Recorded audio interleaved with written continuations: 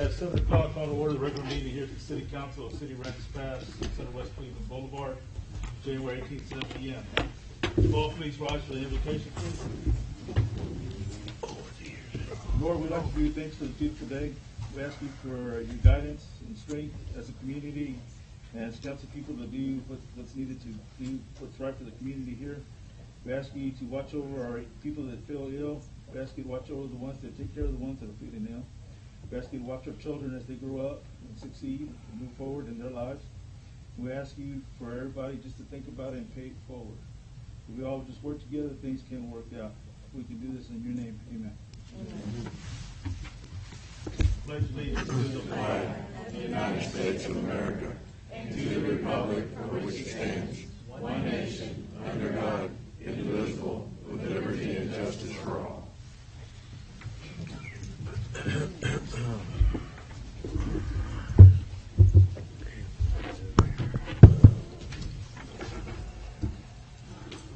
We'd like to thank everybody for being here this evening. Item 3 and item 3A is a special deal, the recognition of Eagle Scout Joshua Sean Coburn. Joshua has received the Eagle Scout Award, and we want to recognize him for his achievement to receive this Eagle Scout Award. A Scout must have to earn 21 merit badges, serve 6 months in a troop leadership position.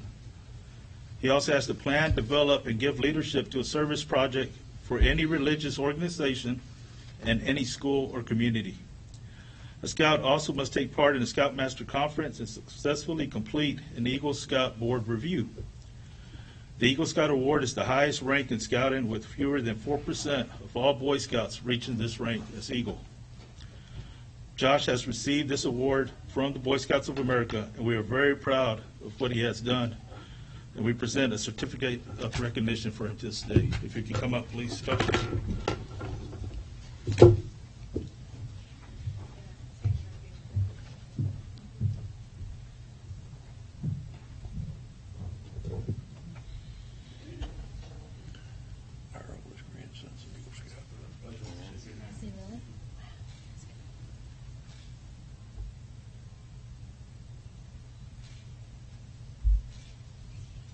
Thank you so much for the award, Steve.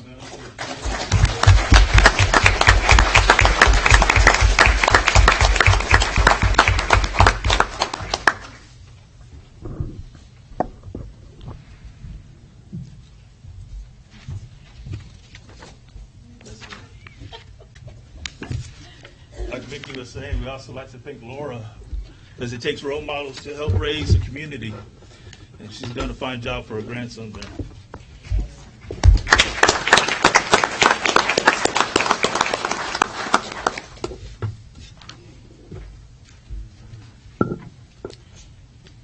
This is also going to bring us to item 3B, employee recognition for J.P. Gonzalez. J.P. Mayor and Council, JP is one of 120 AP employees who work very, very hard every day. JP has the distinct pleasure of working in the utilities department. Obviously, when people pay a bill, they're never happy, much less when they have to dispute a bill. JP always goes above and beyond. He has been in almost all of our Miami cleanups. He donates his time. He comes in on the weekends, comes in after work.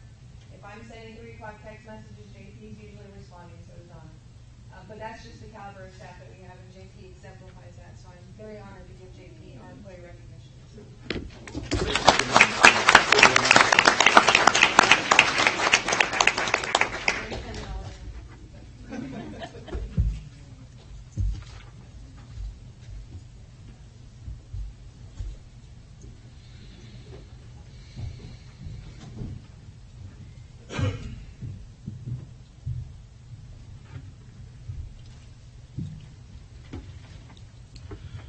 And item 3C, we're going to move that item to February 1st meeting. And then that's going to bring us to item 3D, a presentation of the master plan approach for LJ Engineering Incorporated. Sylvia? Council, we've been working, as you know, LJA is our one of our 2 engineering firms that we work with. The master plan that Pat is going to present is how we begin to plan for our all of our growth areas and our growth corridors.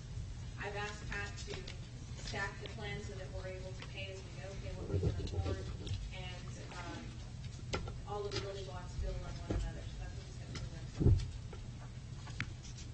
Thank you, Mr. Mayor and Council.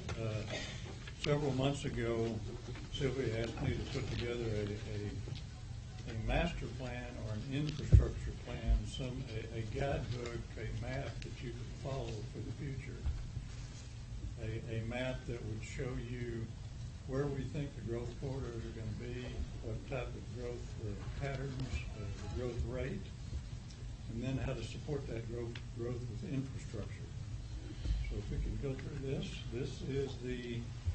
this is your proposed planning area.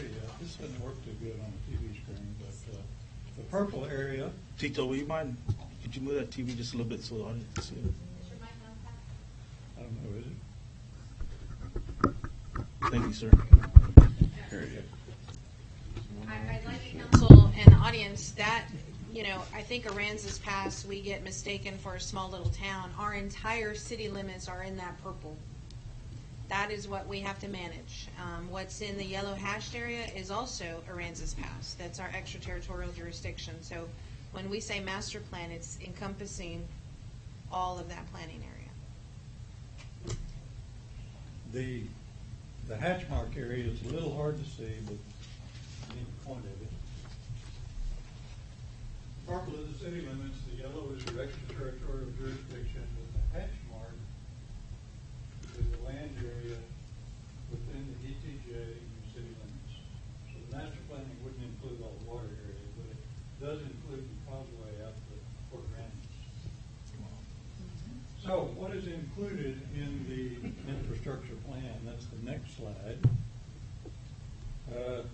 Again, the objectives: develop a comprehensive infrastructure plan, guidance from city staff, with citizen input through periodic public meetings as we go along through the process, review by the Planning Commission, and approval by the council. So there are going to be a lot of steps as we go along with this, for both citizen input and governmental input. We'll have four major components: land use plan, wastewater plan, drainage plan, and water plan. We propose to do this in a phased approach. In the phased approach, each phase will build on the next phase. You can stop at any point. You can stop at phase 1. You can stop at phase 2. But each of those builds on the next one. Phase 1 would be the base map preparation, then the land use plan. Then we would do a field condition verification to make sure that all those records that we have found are correct. Wastewater plan, drainage plan, and water plan, and those are the priorities that Sylvia laid out, that you need wastewater, drainage, and water in that order. Okay, next slide. So, what will we do with the base map? That would be done in 5 different small phases. First of all, we got ourselves a base map aerial of that map that I showed you a moment ago. And then we're going to prepare a web-based application so that anybody, the staff, the council, citizens, can go online and look at the master plan. Now you can set levels of who can look at what, but most of the master plan is something that each person will want to take a look at. So we start off with a base map that's an aerial photo. In section B, we add known information like topography and plats and parcels.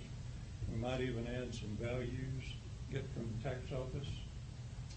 C, we would create a tool for inputting observations. After we have this map created, it's going to be in a GIS format, a Geographic Information System format, which means that you can add attributes, and we can expand on these tools. For example, we could have all the fire hydrants in town as attributes.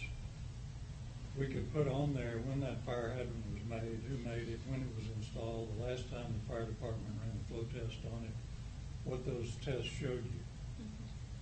Maybe something else that we might have is water line breaks. Where are the lines breaking?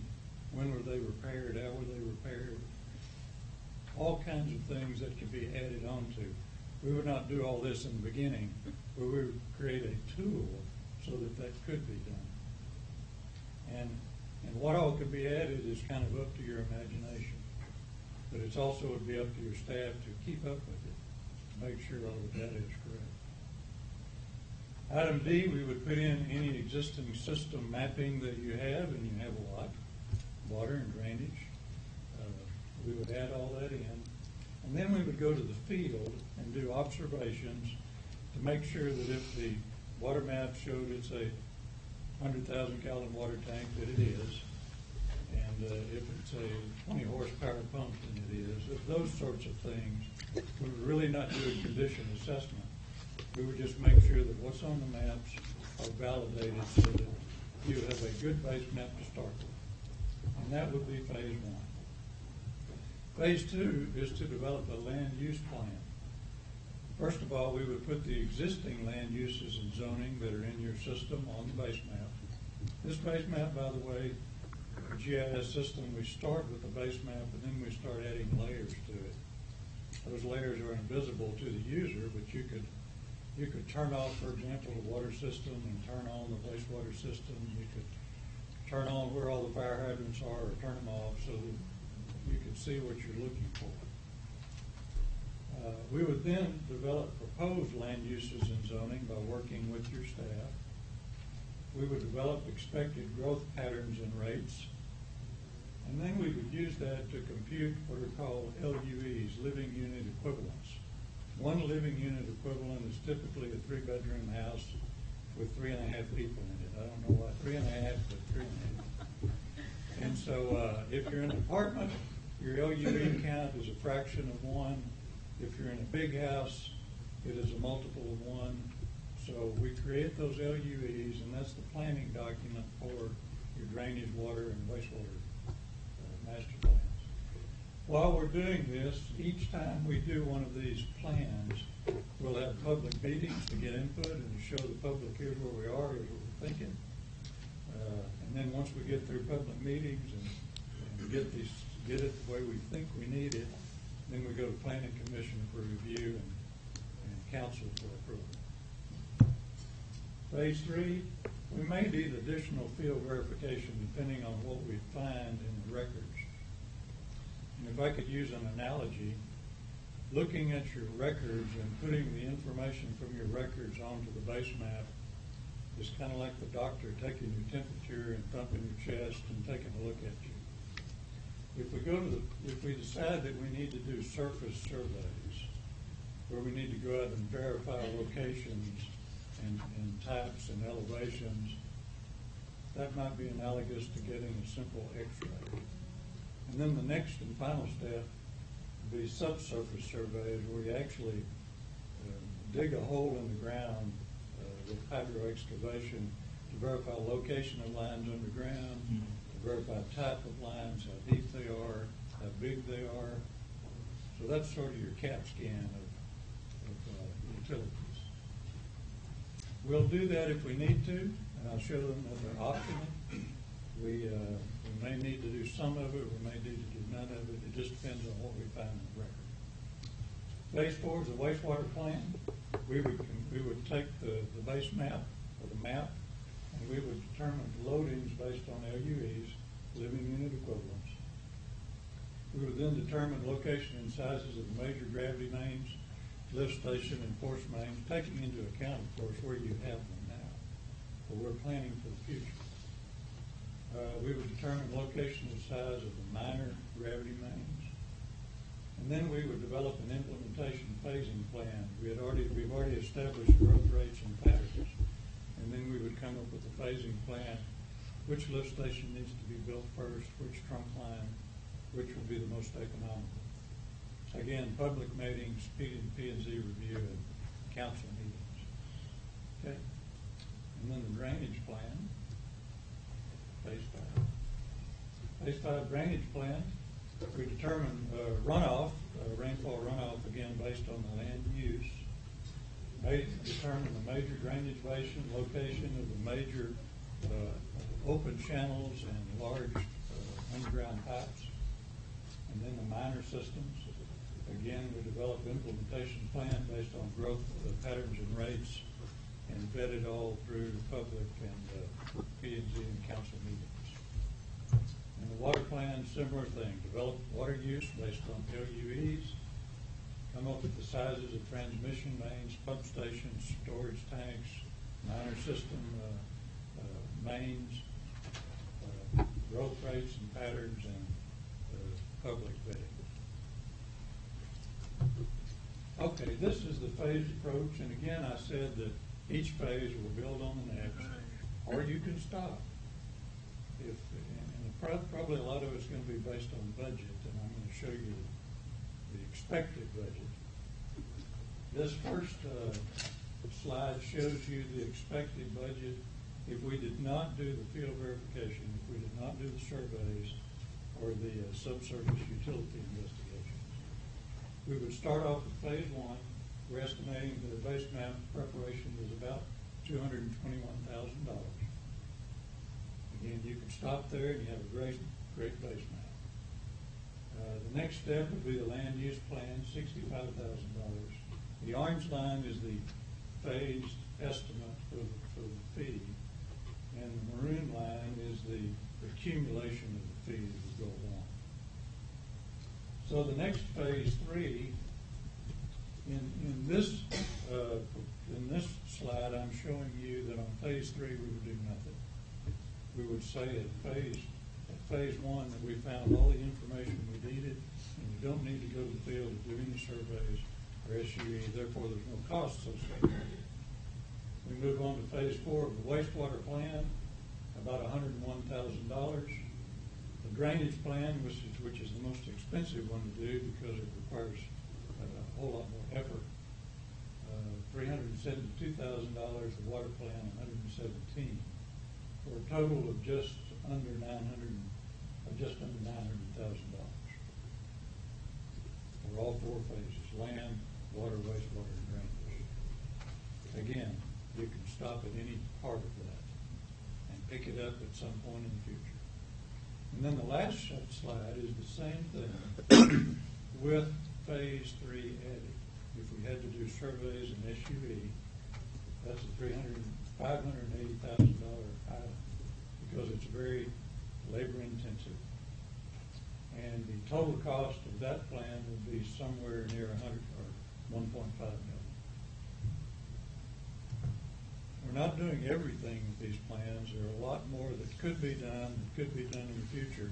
But what we're proposing to you is a plan that you could work with and you could add to as you need to. Go ahead. Now, what's our recommendation to you? We recommend that you do phase one and phase two only at this time. Phase one and phase two, we've got our arms around what we think are the fees. After we do phase one and phase two, we could come back to you and tell you whether or not we think we need to do phase three. And maybe the fees for wastewater, water, and drainage will change because we found something in the record that would tell us we don't need to do this extensive work because some of it's already been done. You have paid for master plans, water plans, and drainage plans before, and they're in your record. And if they're valid, there's no reason for us to change them. We just use them. But we need to look at them first. So we propose to you that you, if you choose to, just authorize to go with phase one and two. Pat, who did those plans in the past? Naismith has done a lot of your plans in the past. Just want to The get that drawings out that there. I've seen. That would be a total initial contract of about $286,000 and an estimated time of around 28 weeks to get that done. Any questions?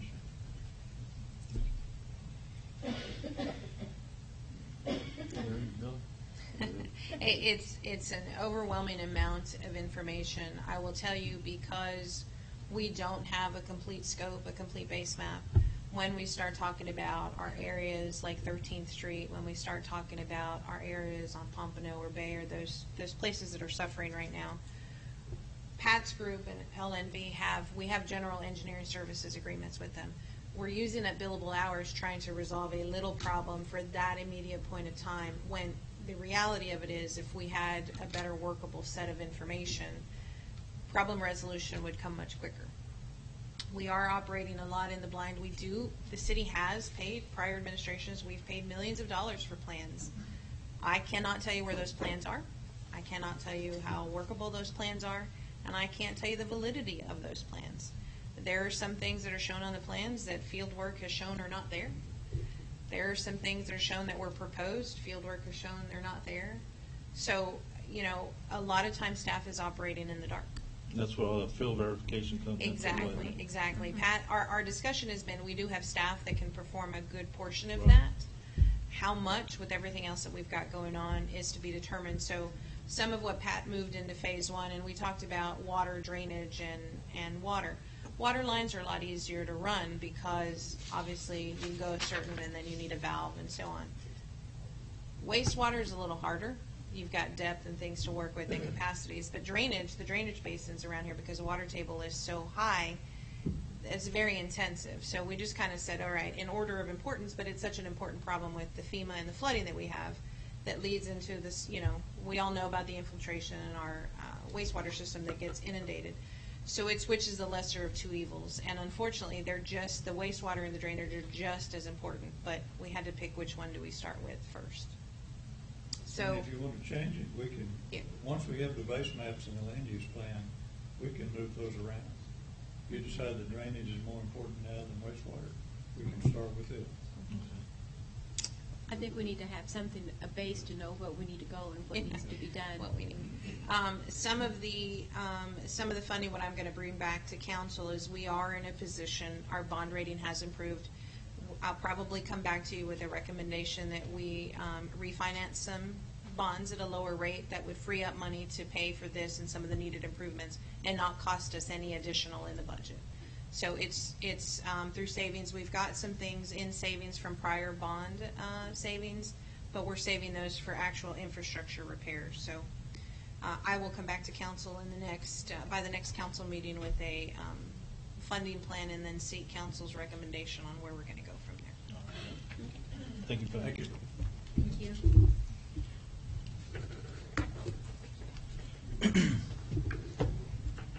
This is going to bring us to item 5, our citizen comments.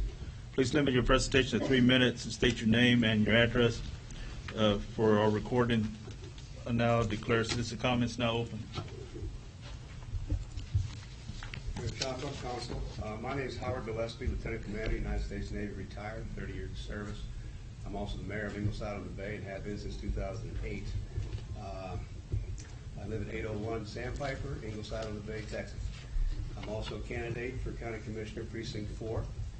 And when elected, I intend to bring trust and confidence back into the office and communicate with all the citizens of Precinct 4, especially the municipalities, to do whatever we can do to assist you and represent you on Commissioner's Court.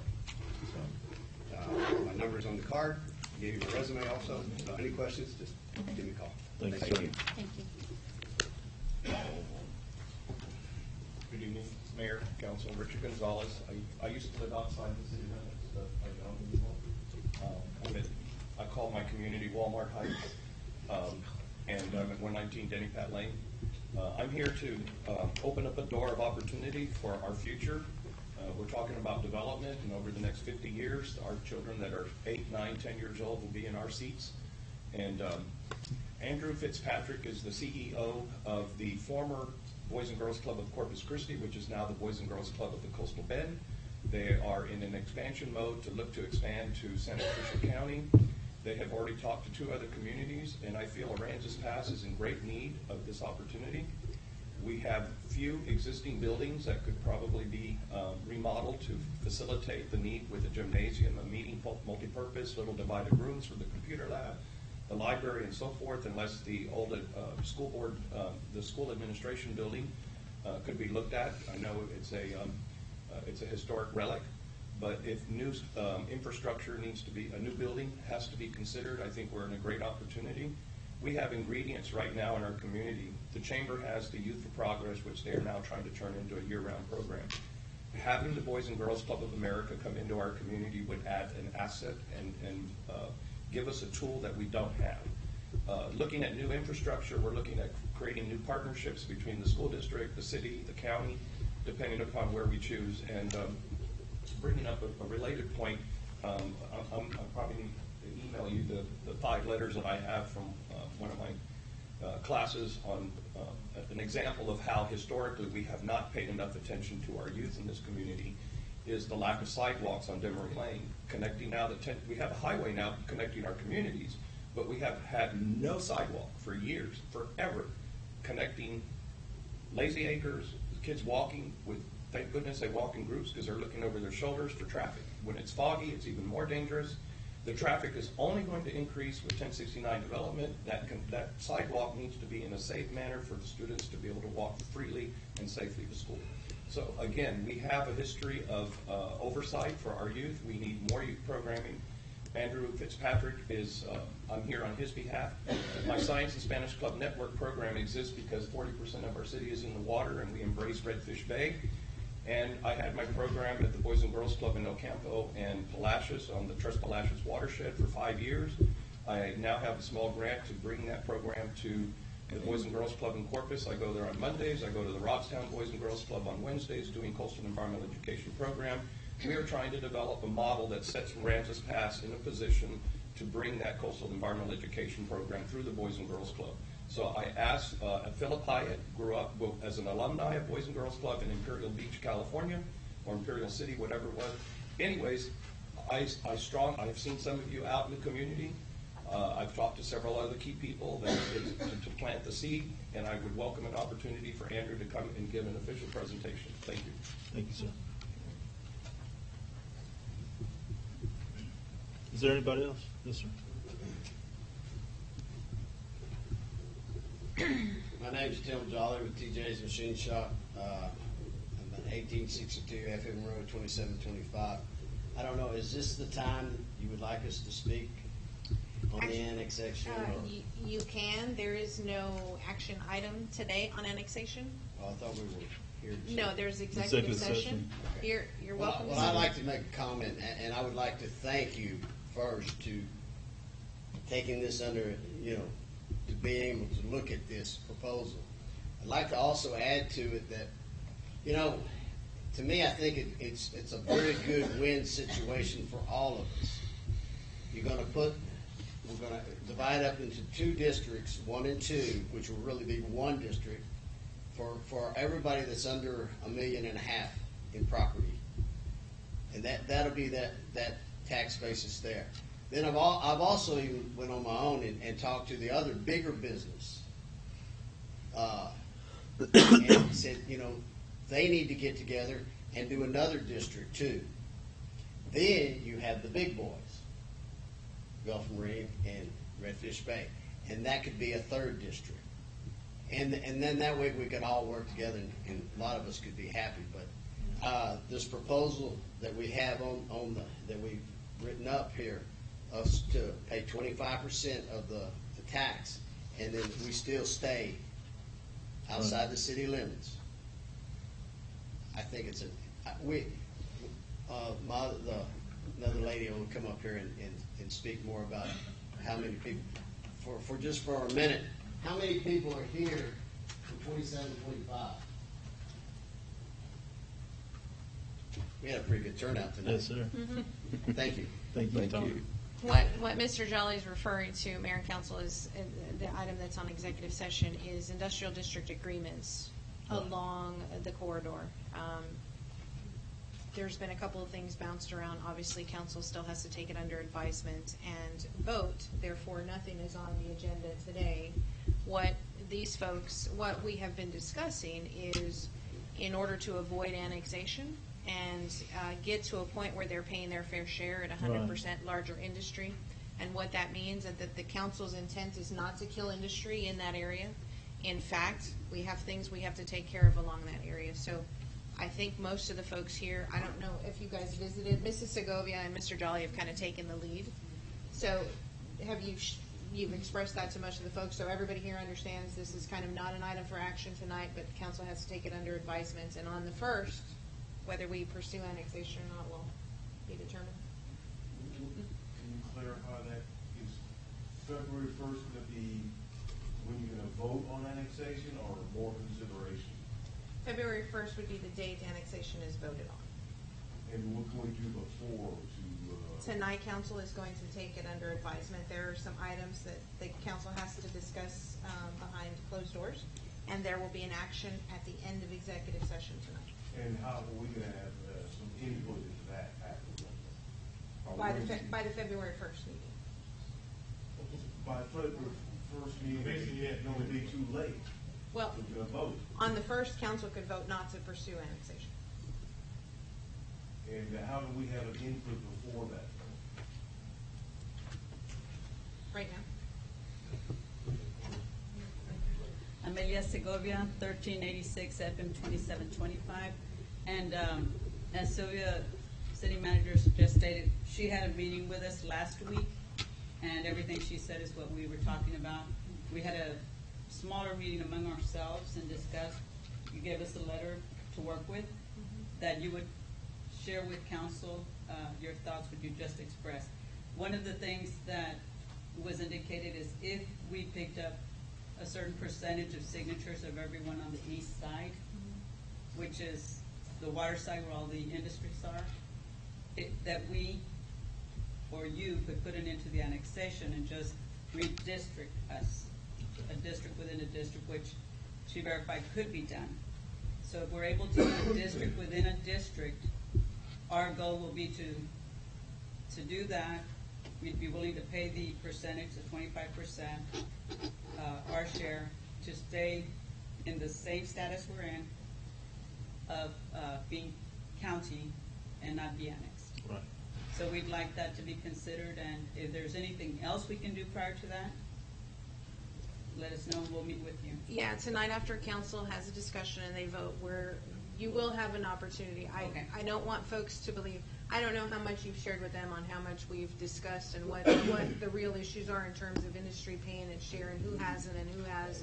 I don't know what you've shared with folks, but I think there was a very enlightening conversation that they had over what property values are there and what folks are actually paying along that corridor. So it's still a discussion that has to be taken up with council Right, here. and you will relay what we said to you. Yes. To the council. All right, thank you very much. Thank you, Melody.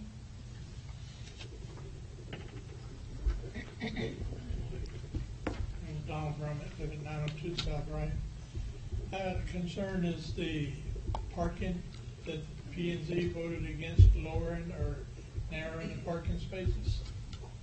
You know, I've got a smaller car that I could get into one of the smaller places, but then I come out and I got two big dualies, 3,500 trucks parked on either side where I can't get in. Right. I know the council has gone against P and Z in the past, but this is one time I asked that they go against the city staff. Thank you, Ms. Brown. Don, you'll have an opportunity when he opens up public comment during the P and Z. So you have to open a public comment today.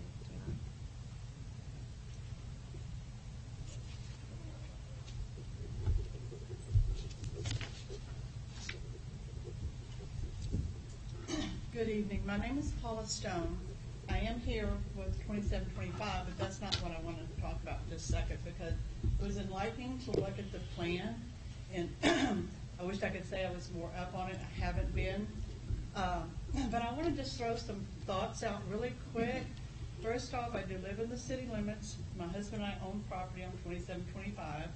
And as I looked at that purple plan and drive around the city of Aransas Pass or Ingleside, and this morning I was in Taft and Sinton, I see streets, I see drainage, I see different types of housing, and although it's appreciative to know that you can have a certain area in town that's this way, it kind of makes me nervous when you're really talking about changing everything or going back, maybe your grandfather, I don't know. I hear so many rumors. I don't really know what's going.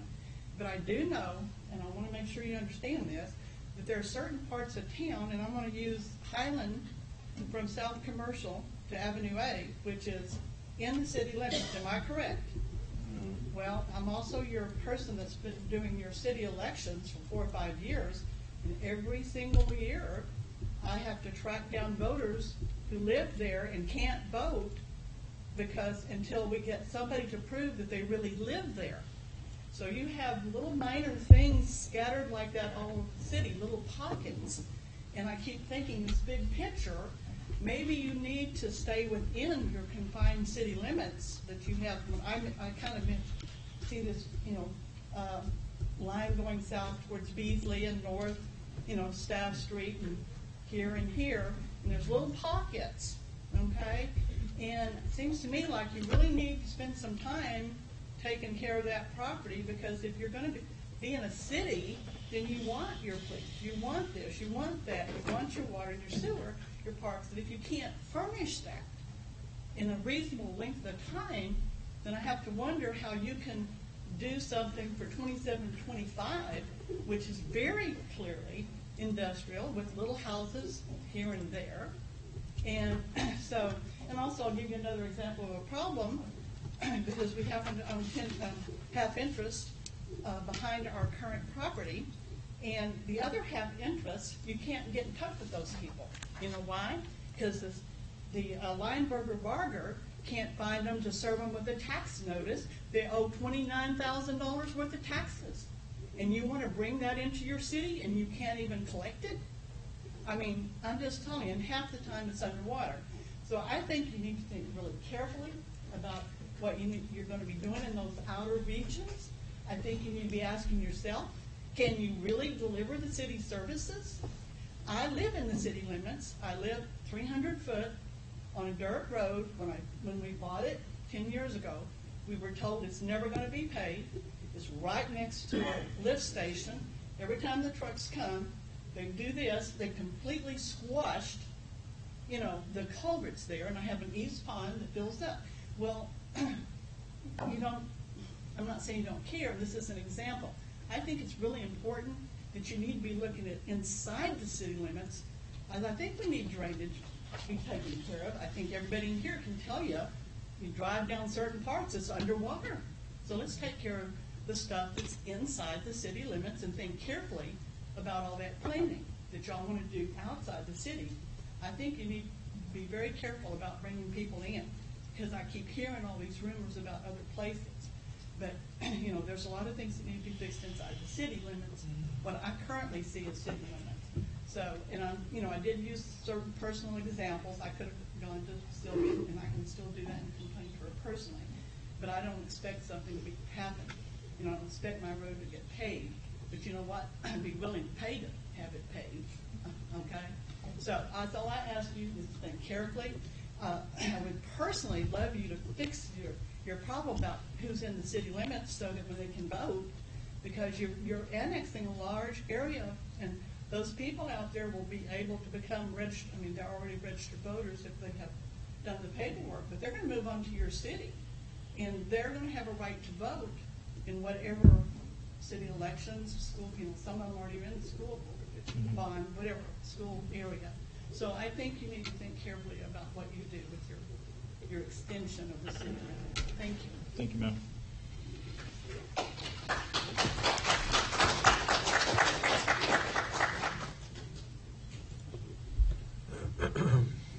My name is Eddie Guzman. I live at 1240 4th Street. And I concur with everything that lady just said. That was awesome. There's a new water line that y'all put in on 2725, right? Yes, sir. Okay. If you go to we had no water problems prior to that line. If you go down 2725 where they buried all this line, they've covered culverts, they've blocked culverts, there's mounds of dirt everywhere. It rains now, there's pools of water everywhere, there's no flow. It's management that we're concerned with, We're getting annexed. She's saying things aren't being taken care of in the city.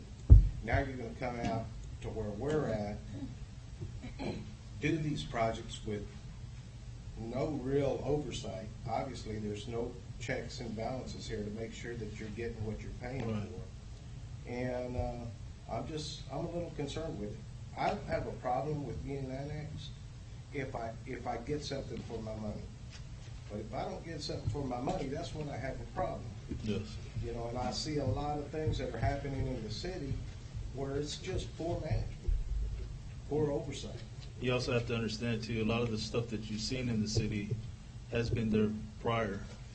So it takes time to, And I agree with that, but here we go again. Now, we're developing, or you're developing a master plan. right. This master plan is gonna take a lot of information, it's gonna cost a lot of money. She just said, you've already spent millions of dollars for that information and can't find it. Is that responsible? Is that something you would like to ask prior council members? It- I'm just saying, No, we all walk I into don't- a mess I don't, but that we have to here's work my with. concern. I'm not throwing any stones here. No, I'm just making That's sure my we clarify concern. this. That's my concern. So you need more money to do Right. what it is that you want to do, but if you don't manage what I give you, then you're just going to want more money. And that's why I suggest anybody, you want to run for office, any seat. You want to see how things, you want to see how things have run in the past, or you want to see how things will run in the future, take your stand. Take your place up here. I don't have to. I have a voice right there here in the. I'm just letting everybody know. But you are my voice. Right, and I understand the You're supposed frustration to on be both doing sides. What I am looking for in a mayor, in a councilman, you know, or a councilwoman. you And know. I drive down your road every day to go to work, and I've seen the dips that was Yeah, done with the it's- construction. It's horrible. It's And I've horrible. seen The I quality guess they of broke a work. line too, because there was water leaking or holding water, that there was no rain. Yeah. I mean, those are questions I see, And- questions that I And that's have. something that's being paid for. Right. You know, and so that's what I'm concerned with. Yes, sir. How deep, my pockets are not very deep, I'll tell you that right now. And I'm just a little, you know, I'm coming up on retirement age here before Yes, long. I can't afford to squander what's taken me so long to accumulate, you know? I understand that, sir. Thank you very much. Thank you, Mr. Guzman.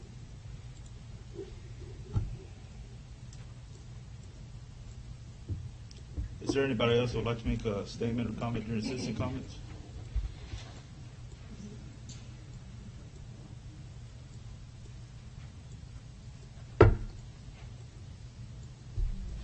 Good evening, I'm Judge Morales for the City of Aransas, great City of Aransas Pass. I'd like to introduce our court clerk, Millie. I haven't had a chance to bring her over here and introduce her to y'all. Her name is Milagros Medina, and she already went through her clerk training in December for a whole week, and she's very much interested in becoming a certified court clerk. So I'd like, to welcome her on board and wanted to come introduce her. Thank you, Henry, and thank you, Millie, for coming to help us here in Aransas Pass.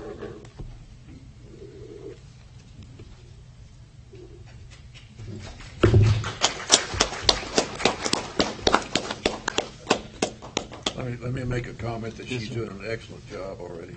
She really is doing a great job. Appreciate that. And like all things, it takes some time to get accustomed to things.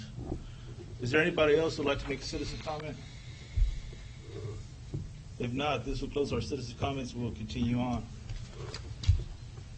This is going to bring us to item number 6, be our consent agenda.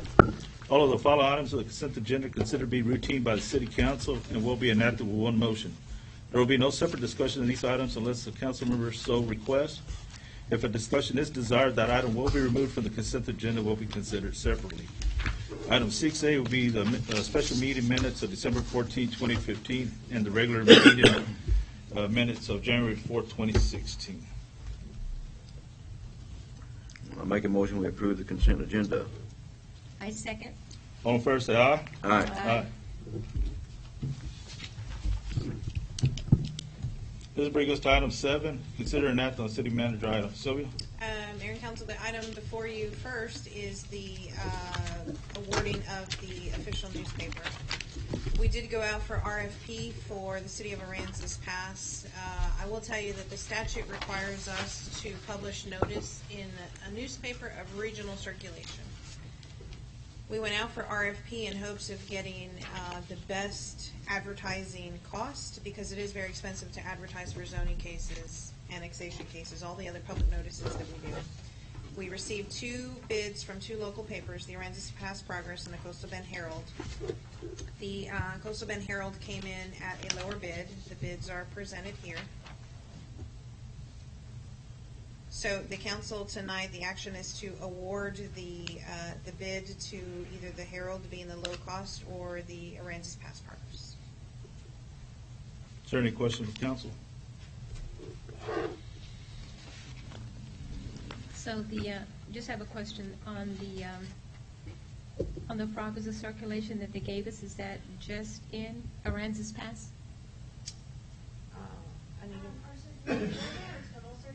Brittany, will you come up to the? Brittany Hall is the publisher of the progress. Our circulation, those are our total circulation numbers. I can tell you that about 90% of our circulation is within Aransas Pass. We have several subscribers in Ingleside as well. We do have a base of some subscribers who are winter Texans who do carry their subscriptions home with them when they're not local. So we do have some out of the area and out of state subscribers. Any other questions? No, I was just wondering on that. Philip, Chair? Thank you, Brittany. Thank you.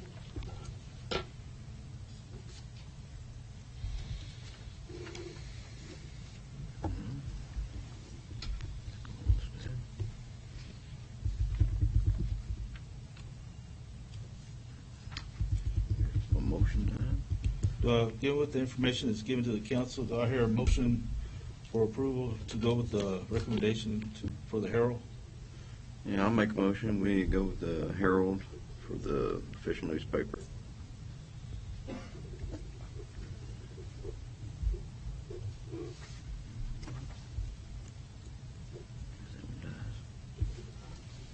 Do I hear a second?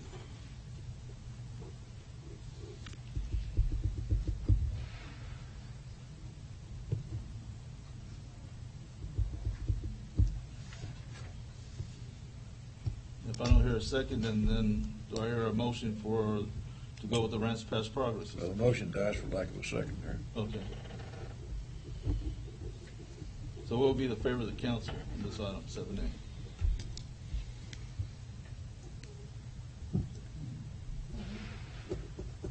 I'd just like a few more, just to be able to, just to kind of digest it just a little bit more. That's what I would like. Table it. You want to table it till February 1st? Yeah, that sounds good. I make a motion that we table it until our next city council meeting. Second. All first, say aye. Aye. Mayor and council, the item before you, 7B, is considering act on engineering services agreement for Bay Street engineering improvements. This really is part of the overall FEMA flood study area. Bay Street is continually underwater.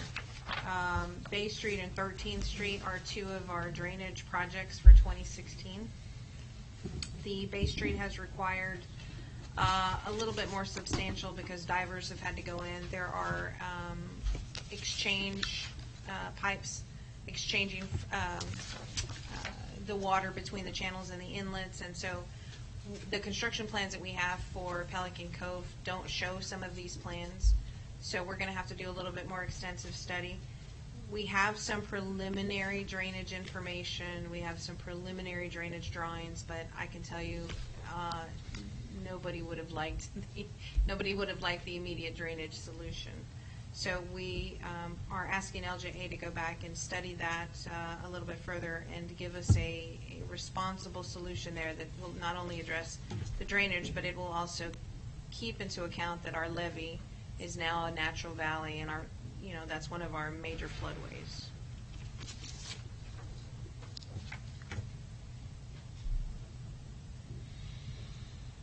And all this will be done with a total amount of $90,980. Correct.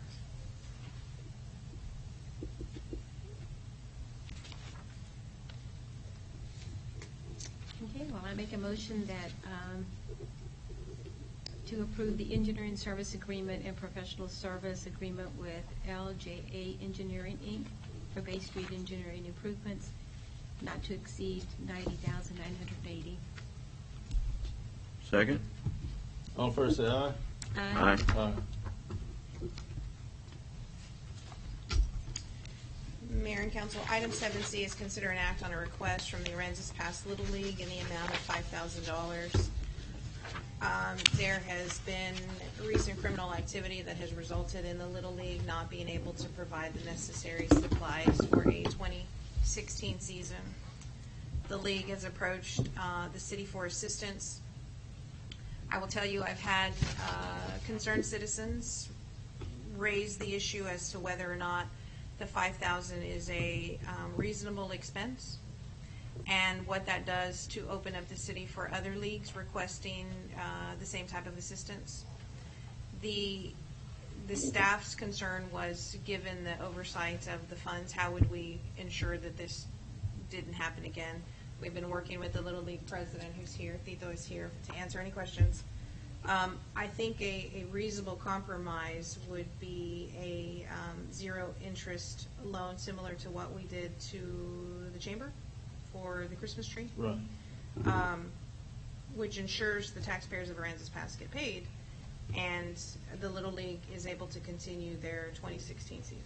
Is there any question from council on that? No, that sounds good to me. Is there like a time frame for payment? I would recommend no more than 5 years. Okay, so, because I know that the Little League can change board, how would we guarantee that like for instance, if the current board does not get reelected, how are we going to get our? Well, you're entering into agreement with the league regardless of the board, just like when the council enters into an agreement. We are also talking to the league about the potential for mowing services and things in the park that would help them earn their way toward, having the necessary funds and not just, that's that hand up concept we've been talking about. So, Tito, is there anything you want to address the council?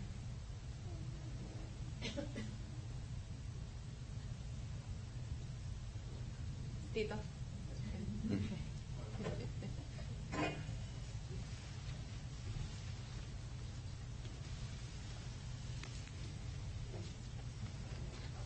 So, Mayor Sands, yes, I am the new president of the Aransas Pass League.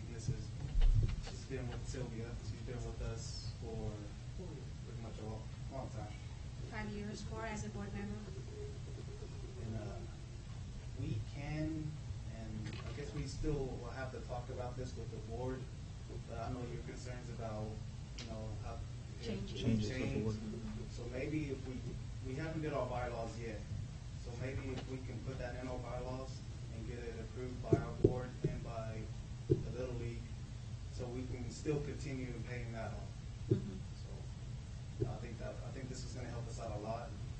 As the city manager said, we did go through a little bounce right there. It's going to be hard though, but I think the city is very good, and I think. Do y'all have any money to start off with, or is it all gone? The majority of it is gone. Majority. We were left with $120-some. Oh. Yes, so we were completely drained of our money. And I can't really speak for other board members. I've been here 4 years as a board member. We have very dedicated people, that despite our financial situation, we're still here trying to make this league happen. As far as I know, the time I've been here, we've never asked the city for this kind of assistance. I know it's a long shot. I know there's people that have concerns, that doubt that, that maybe this could happen. But, the league relies on not just funding from sponsorships, from our registration, but also from the sales that we do in the concession stand and from fundraisers that we've done in the past and we plan on doing.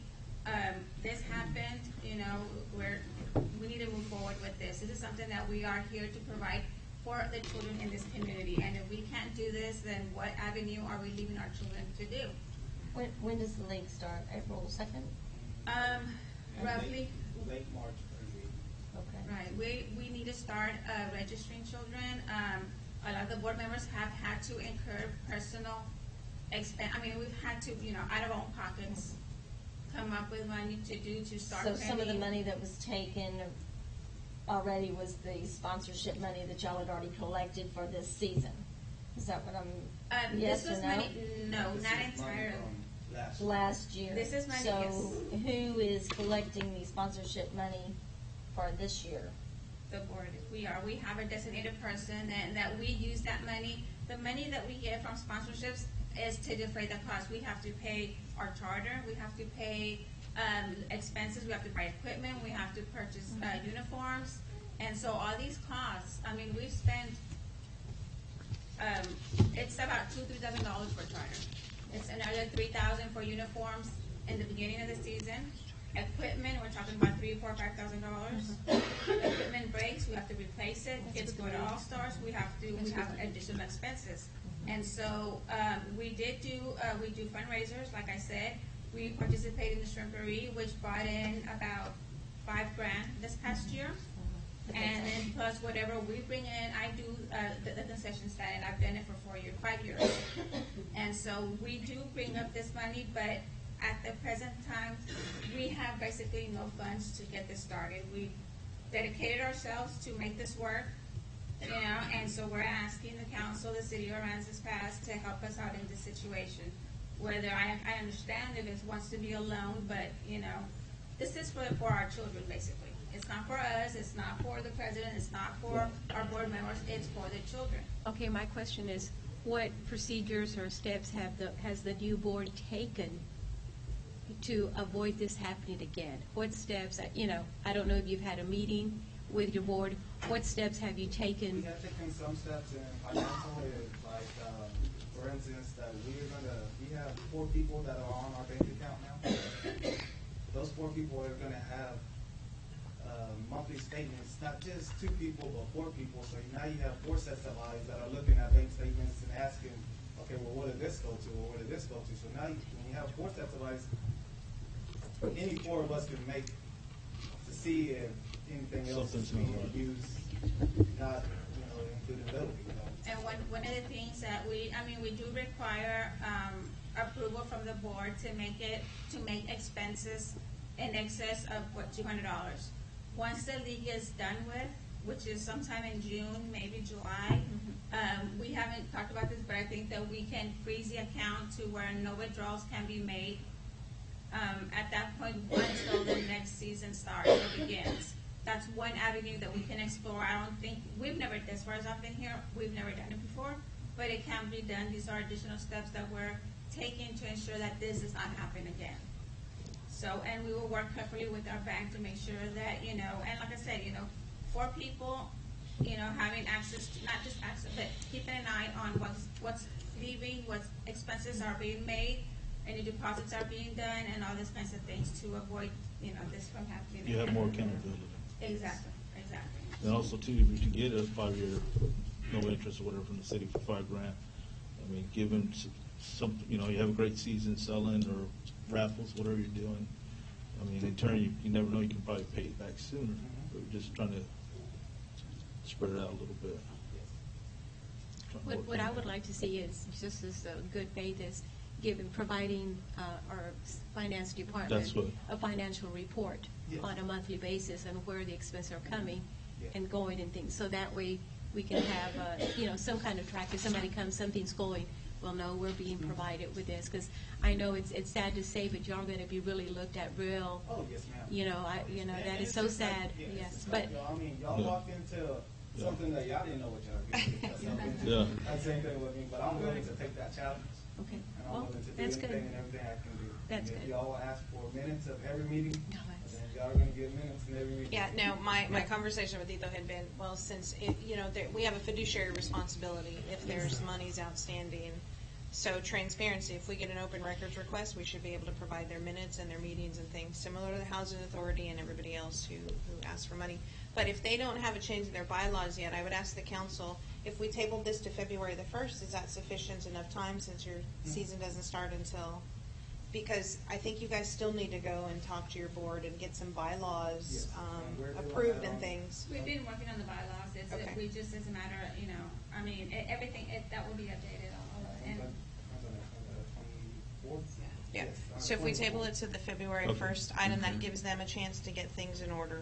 And Well, then, your whole board can understand what's going on. Is the individual responsible, the person that took the money, is he responsible for paying that back? That's gonna be determined by the By board, board, or if okay. the board wants to take civil litigation against it.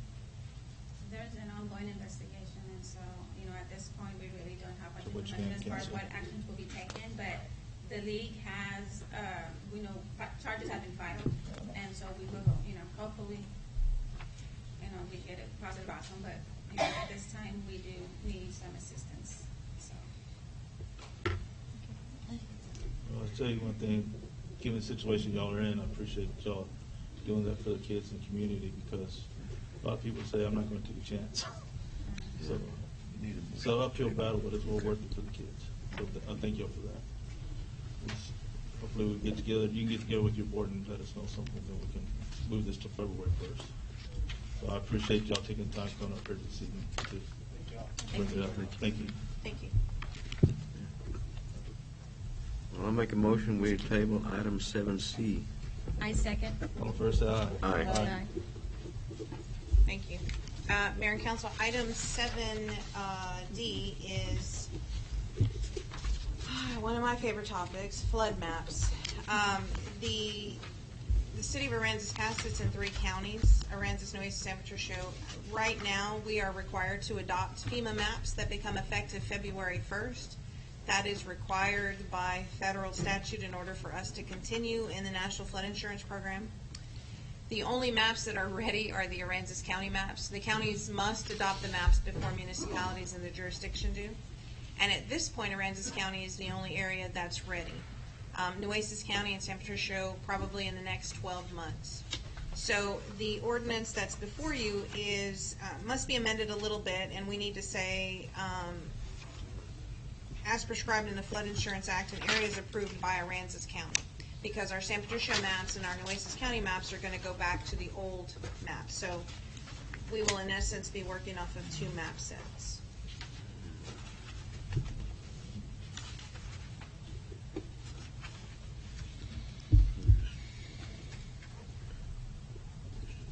The FEMA maps in the Aransas County area.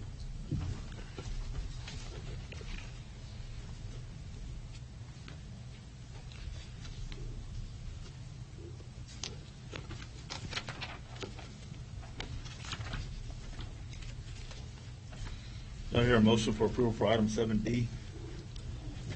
Yes, I make a motion, we approve the FEMA maps with the Aransas County portion of Aransas Pass. I second. All in favor, say aye. Aye. Aye.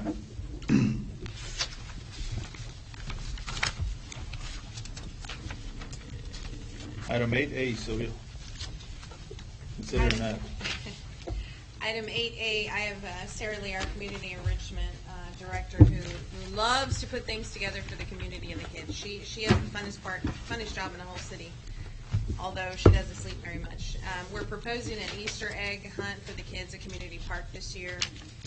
The cost for the event is about $1,500, and it does entail a petting zoo, Easter egg hunts, Easter bunny, bouncing houses, etc.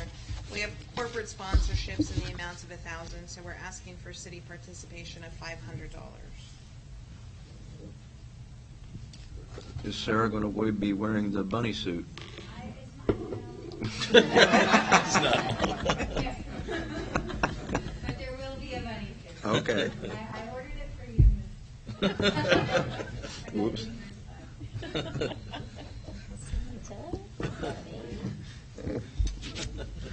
You can hold a basket. Any other questions from council? Never a dull moment. Yeah, well, I'll make a motion, we approve the request for $500 for the Easter egg hunt. I second. All right, all in favor, say aye. Aye. Aye. Thank you, Sarah.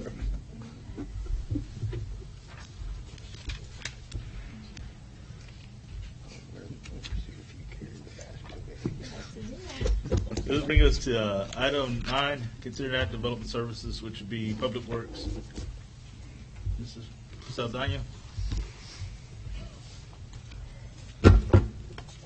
Mayor, Council, Item 9, Public Works A, it's for a contract with TxDOT to allow us to use their satellite. We recently bought a GPS system, and we need to use the satellite, so instead of having to go out and pay for a system, TxDOT will allow us to use their satellite for free, provided that we share the information for them. We have started, because when we bought our GPS system, the company that sold us the system allowed us to use their satellite for a short period of time. So we were able to go out and GPS in my AP1, all the fire hydrants, the valves, the meters, the ditches. So we've got all that already GPS. And what this would do would allow us to enter a contract with TxDOT so we can use their satellite. How long is this contract we got? It's an annual renewal, but once it's approved, it's just a matter of re-signing the documents. Is there any questions from council? Vicki? Gary? Bill? No. Thank you, Miguel. Thank you, sir. Do I hear a motion for approval for item 9A? Yeah, I make a motion we approve item 9A. I second. All in favor, say aye. Aye. Aye. This brings us all the way to item 11A, which we're going to move to February 1st meeting. So let's bring us to item 11B. Eric? Thank you, Mayor and Council. The first item there was to approve an agreement between the City of Aransas Pass and Team Connections in Portland. This is an annual agreement. You guys first approved it this past year. And basically, we utilize Team Connection services for children who are just ready to need a place to stay or trouble, but don't cross the threshold of a crime or anything like that. And they've been helpful in the past. We haven't really relied too heavily on them, which is a good thing, but they're there if we need them, and we want to continue this memorandum of understanding. Is there any questions from council on this item? Well, I make a motion that we approve the new agreement between Aransas Pass PD and Connections in Portland for the YPU program. Second? All in favor, say aye. Aye. Aye. Thank you. The next item is through the Texas Transportation Commission. This is in regards to quick or ticket or impaired driving mobilization. This is the third grant that we've won with them. Good. I guess the rest of the state doesn't participate. We'll gladly accept their money. They do, but we're just the best. So this would be a grant for $3,000 that we're looking at receiving, and this grant will be used to purchase new patrol rifles, or scopes for those patrol rifles that the officers have. The previous grants, one was used for bullet-resistant vests, and the other one was used for a FLIR device on tracking down fugitives. So we'll gladly accept their money if council approves. Do I hear a motion for approval for item 11C? I make a motion we approve item 11C. I second. All in favor, say aye. Aye. Aye.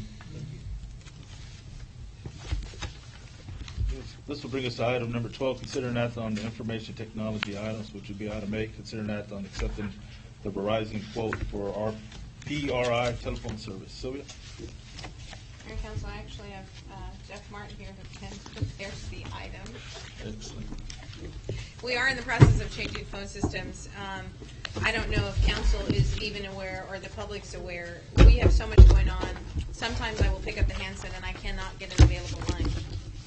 All of the incoming and outgoing lines are tied up. So we are in the process of updating. Council approved those expenditures about 18 months ago. So this is a change in our subscription with Verizon. This is just how we get our phone lines in. It's just a different technology to pull in more data all at once, more voice lines all at once. Should save us a little bit of money too. You have to run any new optics or anything, or just get the technology Just over a it? different way of getting it to us. Okay.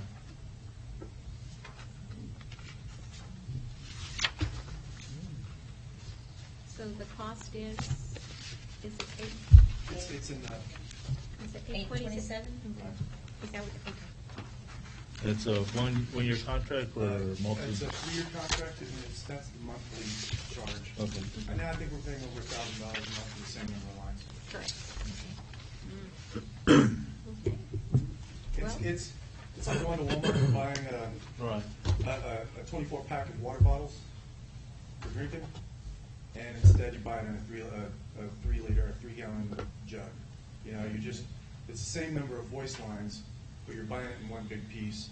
Should make finance's job a little bit easier too, because the billing should be a little bit more simple. That was one of the challenges when I started this project, was trying to figure out what we're paying for, you know. 'Cause we have all these different POTS lines, these different lines that we purchased, and they're not all billed on one bill, of course. I got you. So these guys, I don't know how many bills they have to process just for our One basic service. lines. Yeah. Any questions? Thanks. That's it, thank you. Well, I make a motion that we change the telephone service subscription to Verizon. Second. All in favor, say aye. Aye. Aye. Mr. Lawrence, item 13. Yes, sir. Item 13 is public hearing regarding amendment of the zoning ordinance concerning off-street parking requirements by modifying the standard parking space and loading space requirements. It's my understanding that the P&Z has recommended approval of the proposed amendment with the exception that the parking stalls remain at 10 feet by 20 feet, and staff is recommending 9 feet by 18 feet. Yes, sir. Is the public hearing open? Yes, sir. I'm Go sorry. ahead. I'm sorry. Mayor and council, my name is Randall Freeze, chairman of the Aransas Pass Planning and Zoning Commission. I'm here to speak on this item. We, commission had a hearing and discussion on this last Monday, and I want to say that, we would like to recommend approval on a few of the items. One in particular was the amendment to expand the off-street loading space, and we like the recommendation for the two-way drive aisle width of no less than 24 feet. However, we did have some concerns with shrinking the dimensions of the parking stalls or the parking spaces. Right now, the standard or the minimum dimensions that we have in the city is 10 feet width and 20 feet in depth. The recommendation from staff was to shrink that to 9 feet width and 18 feet in length. We understand and realize that 9 by 18, or actually I think it's 9 by 16, is kind of the standard in a lot of the communities nationwide. However, in our discussion, we kind of came to the conclusion that our little community is a little unique in that we seem to have a larger volume of RVs coming through the town, being pulled by larger vehicles. Also, with a lot of the construction and things that are going on, there's a lot of the larger crew cab trucks carrying these workers around, and a lot of us here who happen to like larger trucks have had our own personal bad experiences as well. In considering this item, I did bring up some statistics that I do want to make mention of when we consider this. As far as the width goes, if we do shrink the parking spaces down to a 9-foot width, we pulled this off the website for Dodge Ram pickups. The standard size or standard width for a Dodge pickup is 8.63 feet in width. We looked at the F-150, 8 feet width, standard for the regular size F-150. The larger Super Duty Ford truck was 8.75 feet. We would fit it to a 9-foot space. That is with mirrors, however. As far as the length goes, the suggestion was shrinking it down to 18 feet in length. Again, the same trucks, the Dodge Ram pickup, the shortest length that they have in a truck is a little over 19 feet. The longest length that they had was a little over 21 and a half feet in length. F-150 is just a little over 20 feet, and then the Super Duty cab for the Ford, the shortest one was 19.3 feet. The largest crew cab length was almost 22 feet, and then you add a ball and a hitch on it. That adds a little bit more on there. Those are the reasons that we had some concerns about that item, and we just wanted to voice those in person. Is there any questions from council? Thank you, Randall. Is there anyone else that would like to speak in regard to this? Yes, ma'am. My name is Carol Salinas. I'm a resident of Aransas Pass. I'm a member of the Planning and Zoning Commission, and I'm here as a member and as also a citizen. And Commissioner Freeze, everything he said is exactly right. If you go back, we would be going back to what you had approved, the enlarged size, in August of 2014. We don't, because every town around us has got smaller size, subcompact vehicle sizes, doesn't mean that we need to follow them. It would not meet the needs of our town. I recently measured Walmart's parking spots. They're 19.25 feet. HEB has been measured, and they are 18 feet. We all agreed they're too small. You put that 19.2 foot pickup vehicle, you're going to have 1.5 feet extending out. I already know. Let's be a leader in this parking size. Some businesses want to get more parking spaces as required by the ordinance and a smaller property size. And I believe that's probably why this has come up. But let's be leaders. I'm against shrinking the size. Thank you. Thank you, Ms. Hodges. Question. What is the purpose? Why does the city feel the need and the purpose to reduce the size of the development standards? We have developers who come in from everywhere, and we're different in parking. And we have an instance right now where a business submitted. It's Carol's right. We have small pieces of property somewhere on commercial. The biggest building they can build, and then thinking they can build parking stalls at 9 by 18, and that's what's designed. There is some relief in the code. The development director or I have a 10% leeway, so if they were required 30 parking spaces and they're short 3, we can approve that without running them through the rigmarole of a board or some other type of adjustment. It's just for continuity of what's around us. Anyone in the audience have any comments to make, either pro or con? Sir Daniel.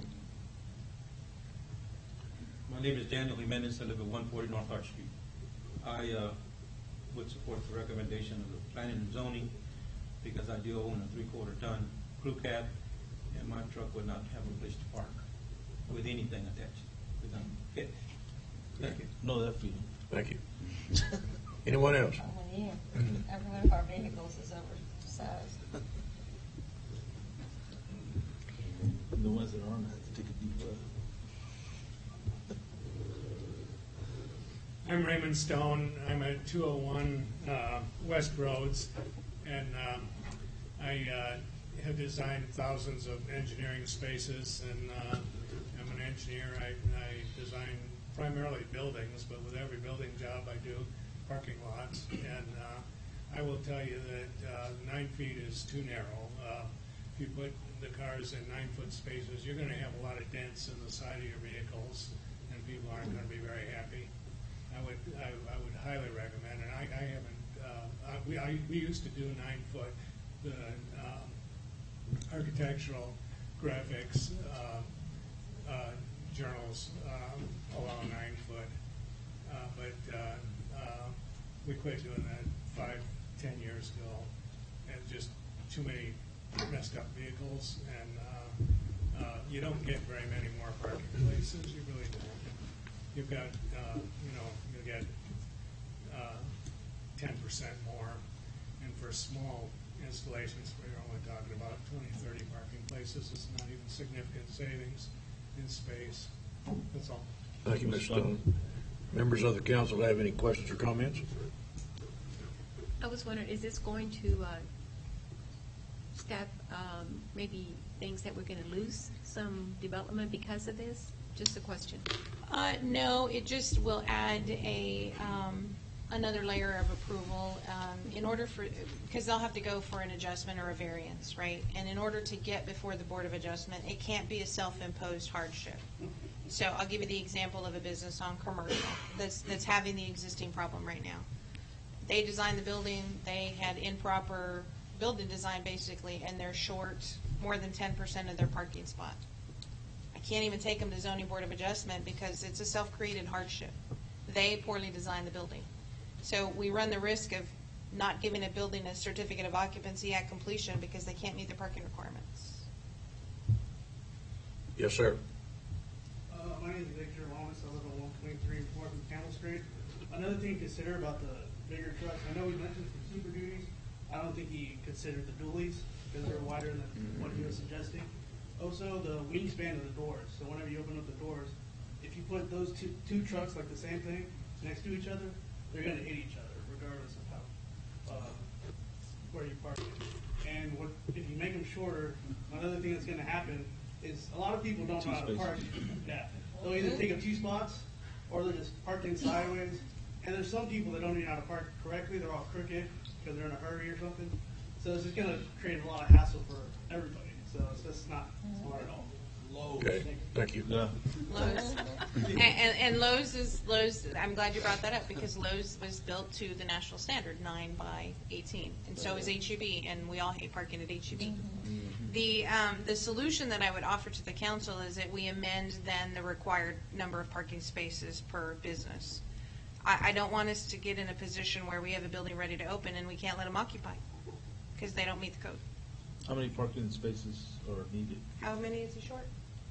There are about 10 parking, 12 parking spaces 10 to 12 parking spaces short. on the 10 by 20. So They can park down that, what's the side road, McClung? well, they need to be able to provide on-site parking. We'll go back and look at the required parking ratios. The issue we're going to have as of this very moment is that very business. Yeah, wouldn't it be easier to amend the required parking spaces than to change the size of the spot? Well, if you look along commercial and you, if you kind of take a shot and you see the AutoZone and you see those businesses, the lots on commercial aren't very deep. And that's a prime business corridor, and the businesses are trying to get as much business on that footprint as possible. So we'll go back and look at reducing the ratio for parking. I mean, I don't know what else to offer. This person is not going to have enough parking spaces on their site. But, you know, that's a self-imposed hardship. That's one of those things, you know.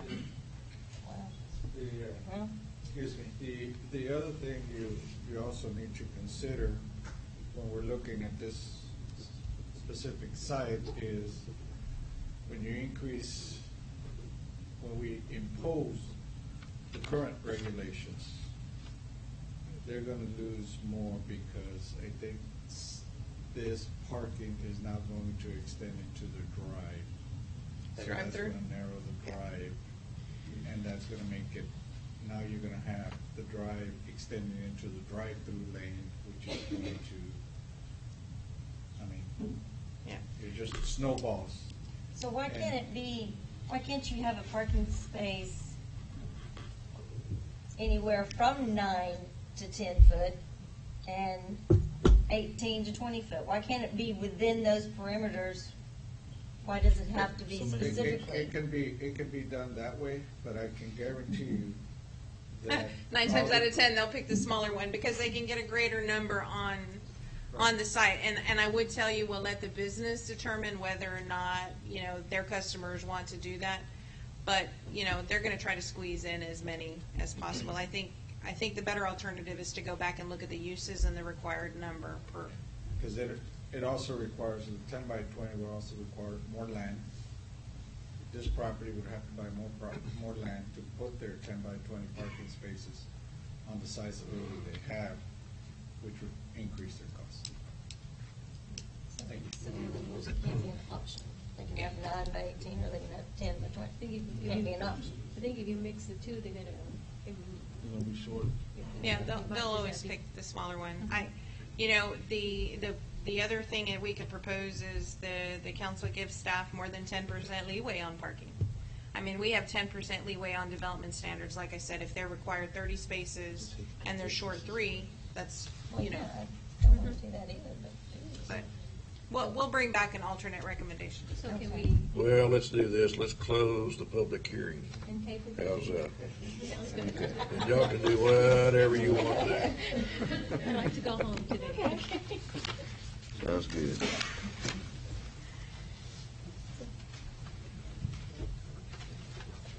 So then, since it's closed, Table it. table the item. Just table it. Your motion Table. table. Make a motion that we table item 13B. Second? All first, say aye. Aye. Aye. Who was the second? Julie was the second. Yes. All right, item 13C is also a public hearing on the application for a replat of property described as 10.405 acres, being the north one half of Farm Lot 5 and all of Farm Lots 3 and 4, Land Block 209, Burton and Danforth. Someone, Miguel? Well, Council, the item you have before you is the replat of the Public Works property. You remember we bought the rear 5 acres, so now as we require citizens to replat their properties, the city is replatting the properties to make it into one lot. And it's a public hearing because by state law, since it was originally zoned single-family residential prior to being rezoned to industrial, we have to make a public notice. Yes, sir. Thank you. Thank you, Miguel. Any questions or comments?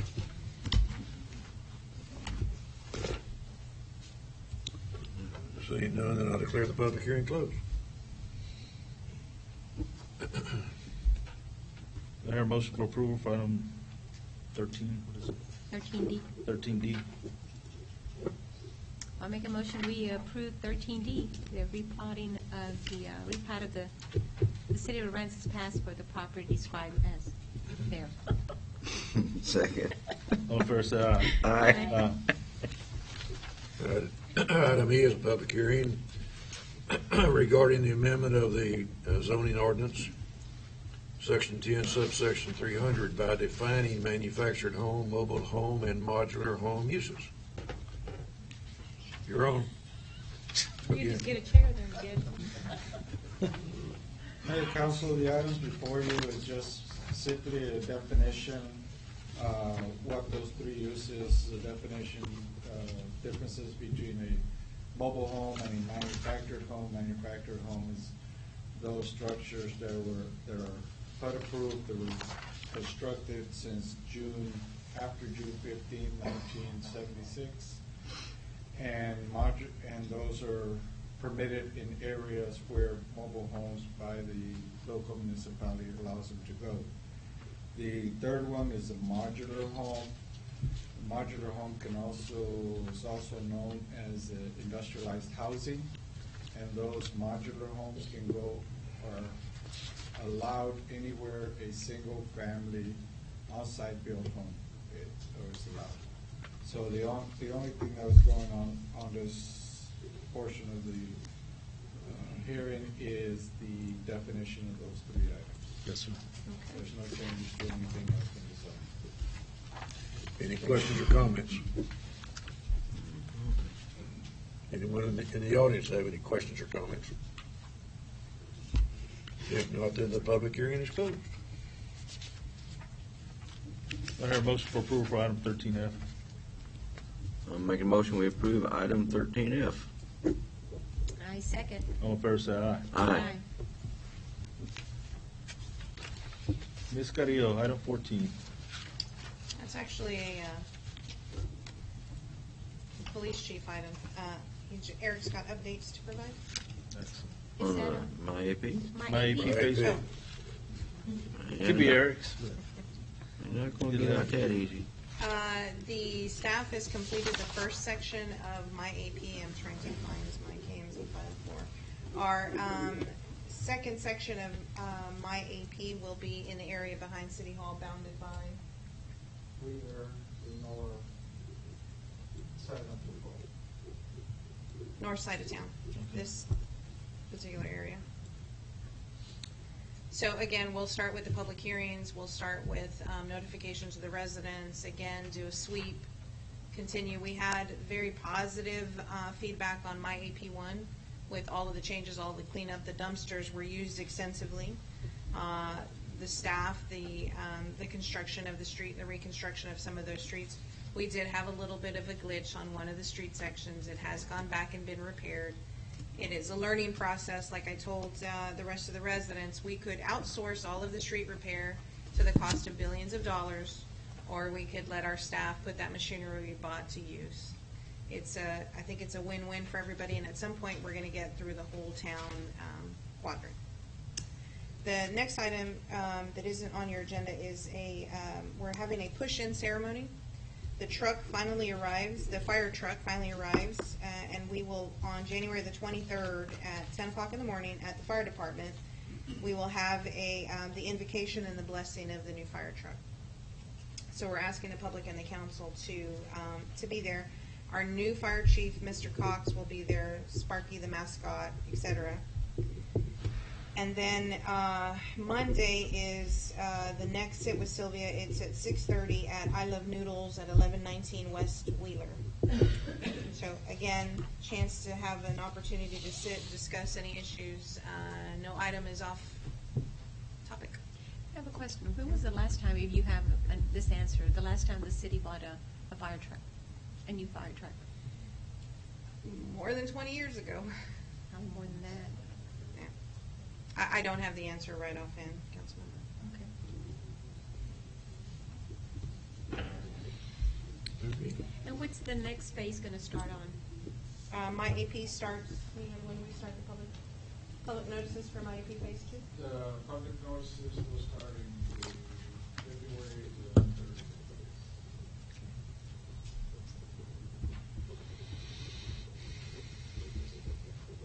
That's a Wednesday.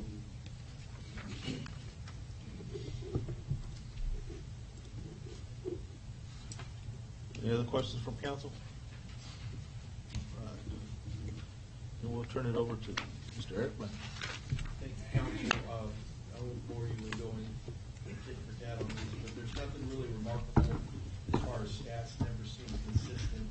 There are no staff complaints this past month in December. 6 officers were recognized. We gave some details on those officers or staff that was recognized. We lost a couple police officers.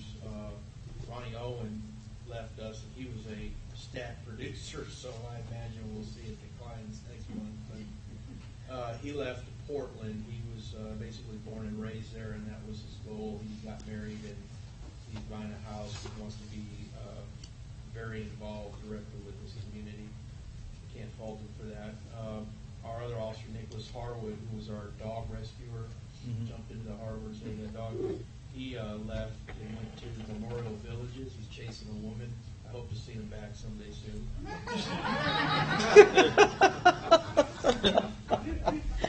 No, he's actually doing very well.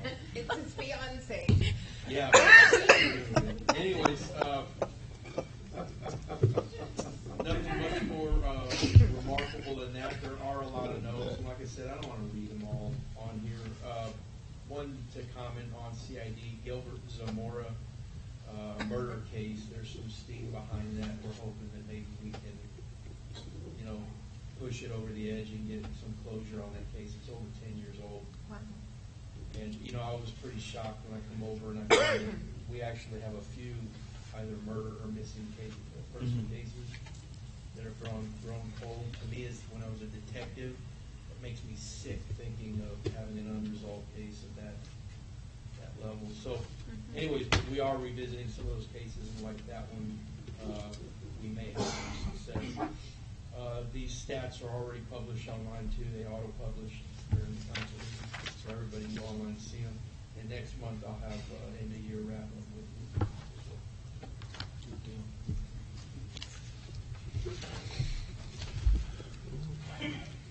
This is going to bring us to item 16, executive session. The city council may recess an executive session to discuss the following items pursuant to Chapter 551, Texas Government Code. Item A is Section 551.071's consultation with our city attorney, annexation matters. I'd like to thank everybody for coming here this evening for the council meeting. If you go home right now, have a safe trip. If you decide to stay, hopefully we're not too long, give you some kind of answer. So hopefully everybody be positive about it. And I'm glad to see everybody actually here at the meeting, so thank y'all for showing up. Have a good evening if y'all don't stay.